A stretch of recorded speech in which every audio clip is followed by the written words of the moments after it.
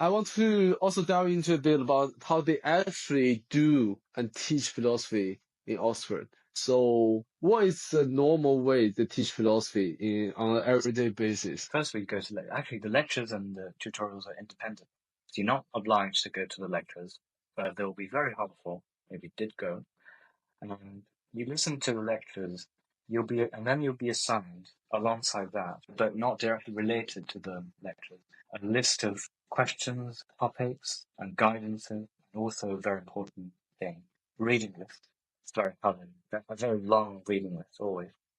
Surely. It's quite tough, pretty much impossible to get through all of them each time. But you're meant to do as much as you can.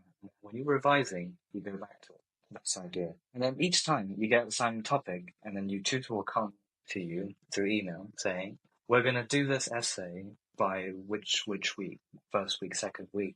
You're going to submit this to me, and we're going to have a tutorial group. Normally, I think not more than 3 people, or 2 people even, in philosophy, because it's meant to be more intense, right? It's meant to be question and answer based. And you would written your essay, and then you would turn up, and then there would be a tutor, maybe your tutorial partner, another student like you, and then both of you'll be discussing the topic and also reading out your essay or discussing your essay.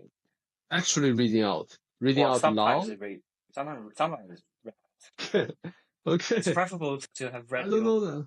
to have read your tutorial partner's essay beforehand, because usually if you don't have time, you're going to read it out, and it's quite cruel because you're sort of put on the scene of the theatre, and then just performing your monologues, and then you put to the test, and there's a cruel audience. I mean, the tutor is really one person, but you feel like they have they know about the subject so well that basically everything you say is going to sound stupid to them.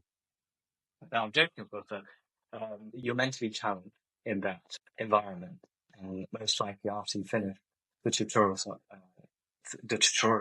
you'll feel like you've got more to learn, and you've got more to think about, and the tutor will give you guidance. Sometimes they'll recommend you a book or an article that they think will be very important for you. It's sort of personalized because usually it turns out that different students have different focuses on, even for the same topics. The tutor would give you a recommendation, and so you can look into it, and then you can study more, so that during the exam you have more things to say that interest you to begin with.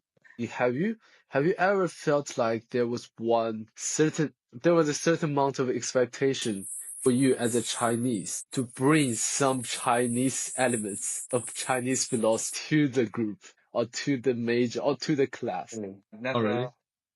No, I was definitely not expected to present anything like that, because I think everyone to a certain extent is treated equally, unless it's points where the topic somehow comes up where what you've been, what we've lived through